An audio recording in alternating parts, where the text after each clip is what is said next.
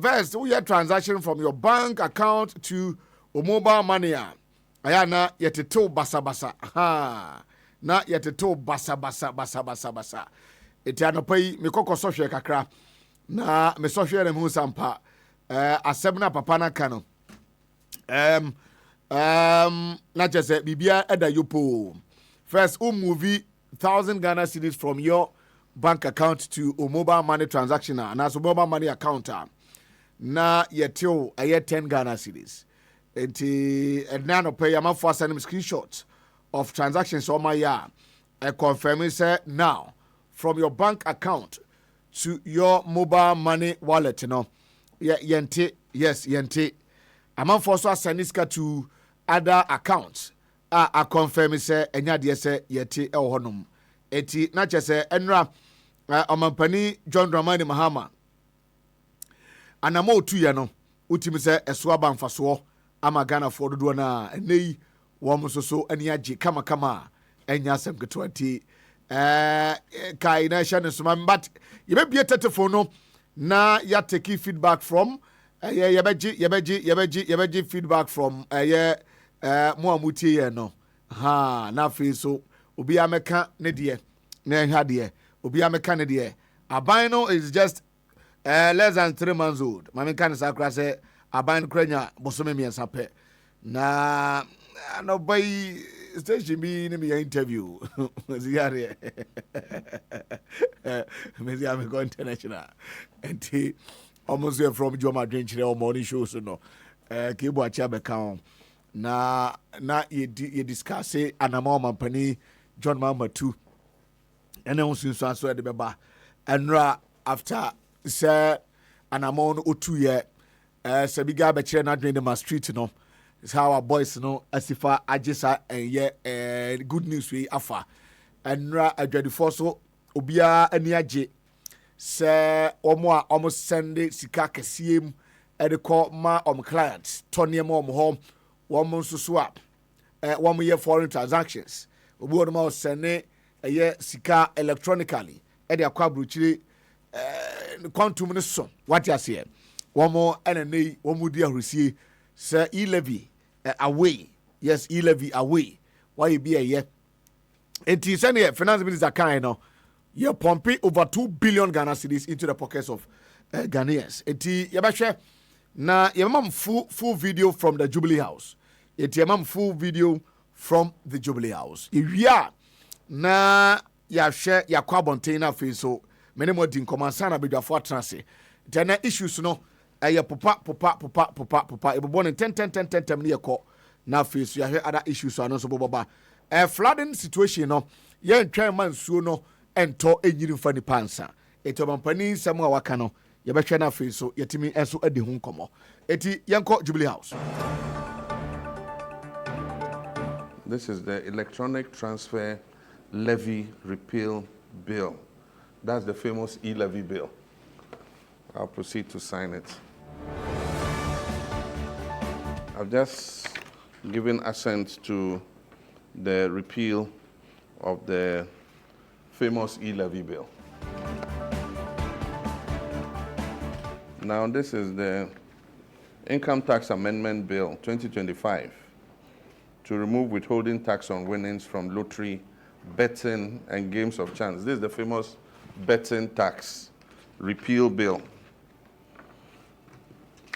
So betting tax is gone. This is the emissions tax repeal bill. So emissions levy is gone. This is the earmark funds capping and realignment bill. This is the bill that caps the GET fund and national health insurance levy and moves those resources into the consolidated fund. We promise that we'll take the capping off, we'll uncap them. So the earmark funds capping and realignment amendment bill has been assented to. This is the Public Financial Management Amendment Bill 2025.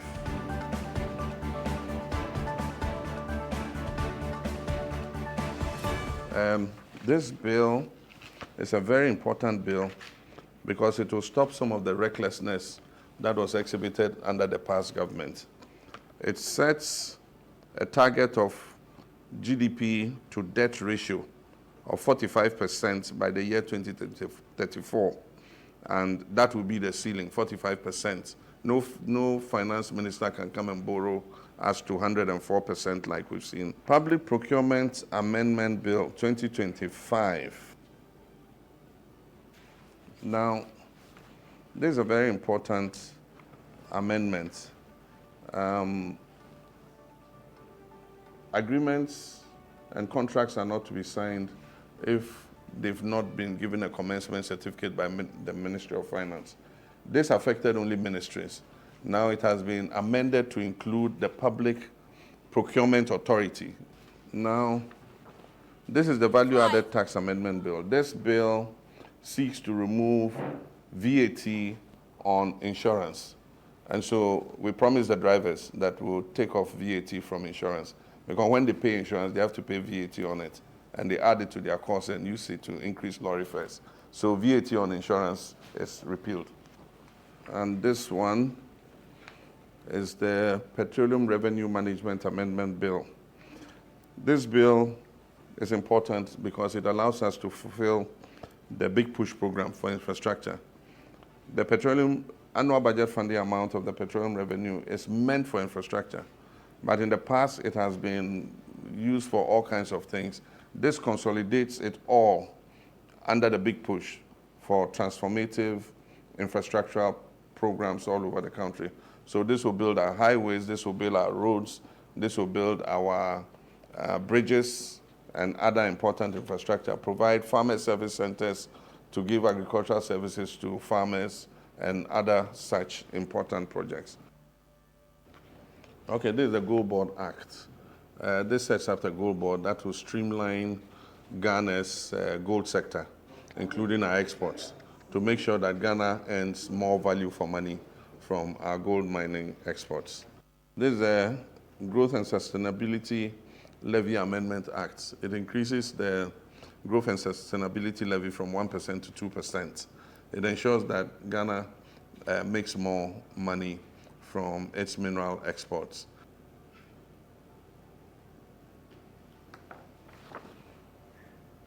This is the Energy Sector Levies Act. This act consolidates several levies in the energy sector, including the Price Stabilization Levy, the Sanitation and Pollution Levy, and several other such levies into one. And it will go to pay off our energy sector debt, which, as you know, stands at about 2.2 billion. This will yield about 10 billion cedis every year. Promises delivered.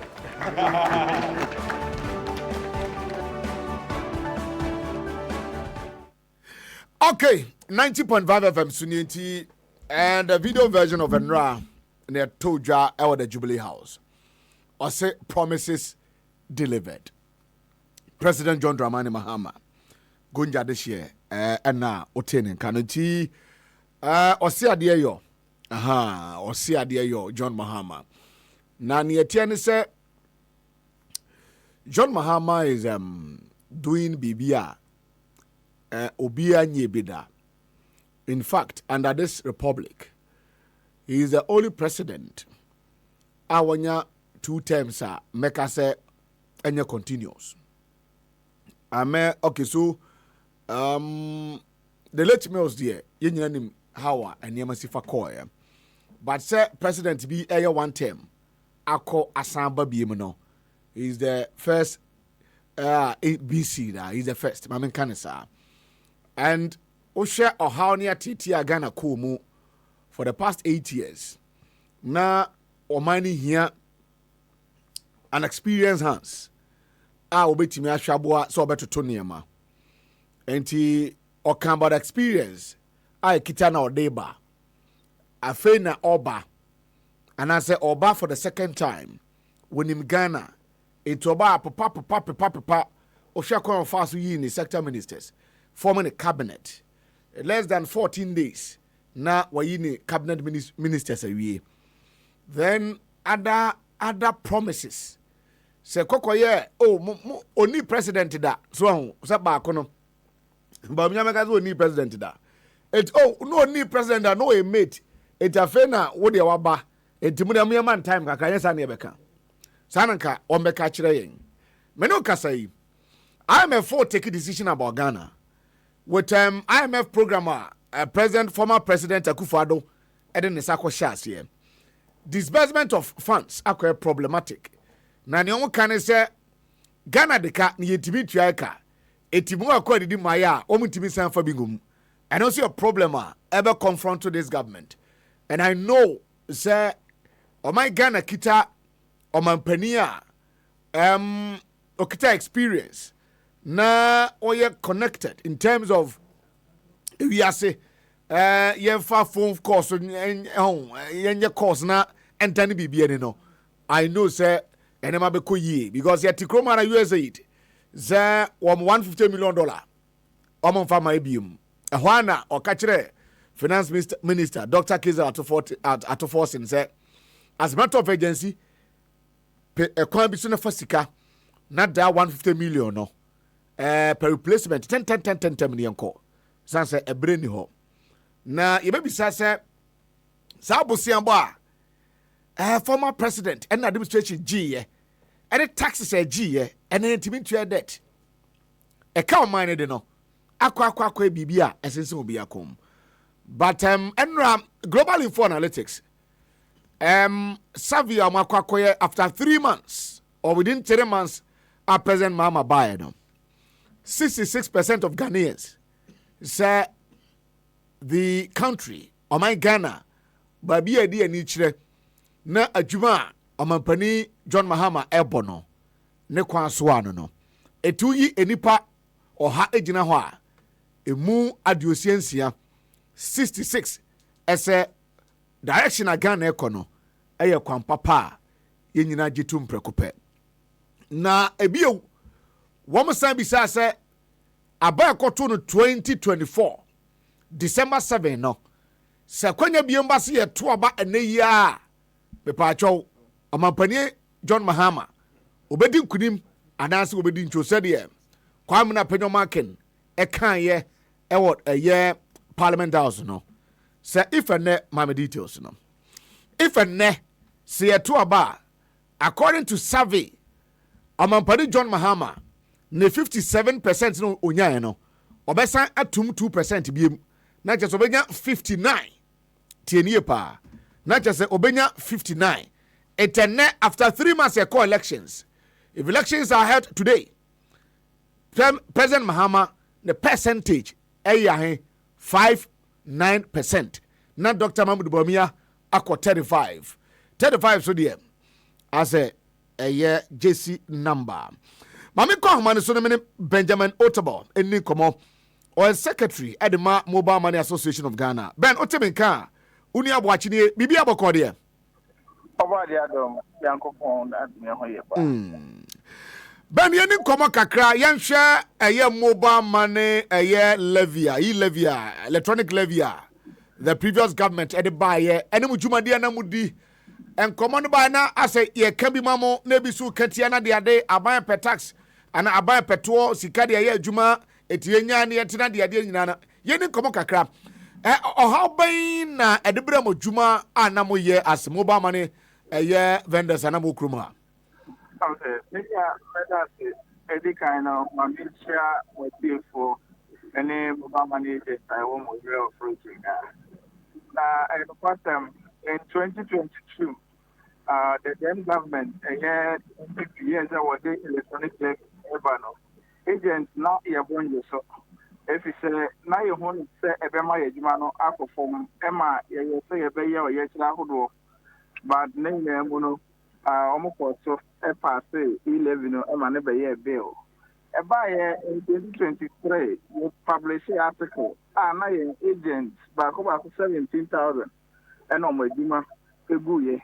Now 17,000 and move to one if rural areas. Now so we are no rural areas no. It's there in Kwanki to animal. The honor say major economic activity via and so down cost of Panintemo. Opiani wakotu ne banche atwa ne board ye enya bi a be 500 cedis or person or the command ba or has our best send na ya to no tax na dia or be twen obi ko sum ha no dia money see when you are man of go to one business ho be touch ma pa and I na you go get mo so ya affect here because me pa no or say sika ya to the tax also be a market ya to me tax also na me side in kana ko to me phone so na me dey do me juma you better have the E-Levy was on your main down farm for super crowd. I see. 17,000 on records. Okay, one seminar. Ebinum esamba back to business and answer just a Jumani Kukra. Oh, many a day go crowd. Those 17,000 almost 4 shops in them.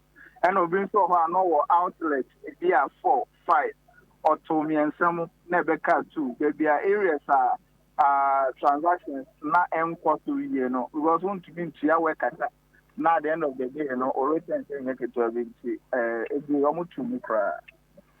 Na nemamu tu mu ne na because of etwa abandoned and the to so and patronage in a call for one say sika na mo de hye ne bi ni ho.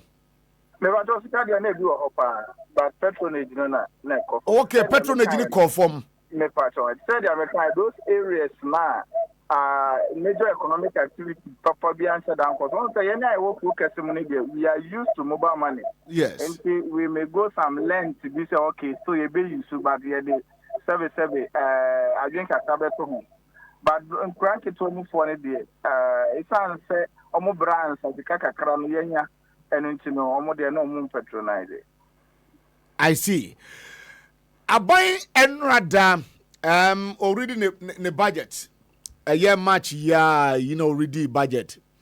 Already, yeah, President Mama, Yakoya Chikra 2024 share bo. Sir E-Levy na, Amama Jumani pa 17,000 agents. Omujuma egu ya no, oba obeye free honum. Abide or see your through the budget statement. Ko ready budget no. Adanu fear day no pass budget na. Enra and a crack of parliament. Efa.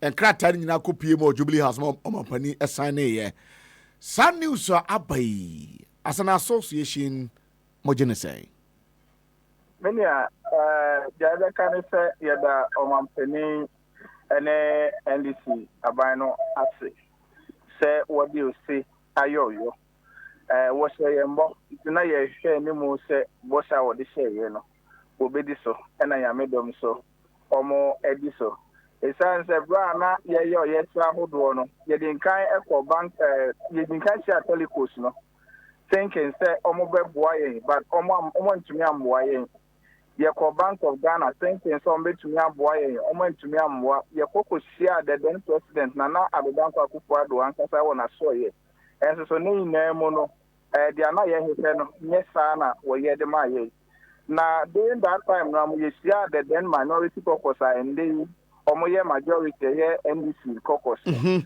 na omo say but say to me at the vote at time which na wo ba ban mu a sa E-Levy no be here for ho nti ya me ya do mu a obo ye na ye fe ni mo say na wo say ye bon wo be ye nti ende na ye eni jesem na abama agency na eti metuase yi a abra NDC flag bearer John Mahama no president one tell so bomb my engagement outdoor with the NDC caucus in parliament that time Emma Boshano Ebemu me va try the agent leadership no ekusia minority caucus then Emma mo sayebo munya gidie wom because yenim say sometimes there's a saying in town say politicians are the same obi wo no mo a na oba betoto ano abedada abedefedefel waju vote wi a no akwakotiada at that time na conversation e koso no munya gidie say President Mama Winia sa tax no obetime ye free ho say ne waye menya do na ye wa reshemo say in the past no obia e power o sisebo ahodo yes enti na ye de yen re be so die no kwan yame animu ne as association na e minimal but yame adom President Mahama NDC aban aba be say indeed they are recepting Ghana into workers my join. I see. It's over 17,000 agents. One more Juma collapse here. Time as implementation we buy, Are you going to see them coming back? Say, is here the Juma Baba bed, almost I Ababimana. Money Biakasa after this exercise in Etujano. Many about 500, madam. Over 17,000 agents now so Juma and Kufado's administration meboa. After President Mahama, E-Levy if you want to for confirming and amount for transactions on my year. Dead people say ni hobby no. When you be a kasa, now I'm kasa. Unom kasa. I know you been about. Back to business and They are to say no